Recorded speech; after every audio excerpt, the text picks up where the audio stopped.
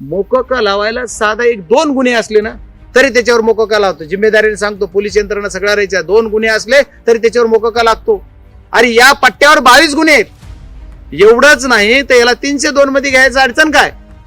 या आमच्या कैलासवासी संतोष देशमुख यांच्या पत्नीच्या जबाबामध्ये आहे की असं संतोष बोलला गेला त्यांच्या पत्नीला, आमच्या भगिनीला, की माझ्या जीवाला ह्या आरोपीपासून, खंडणीतल्या आरोपीपासून धोका आहे असं बोललाय.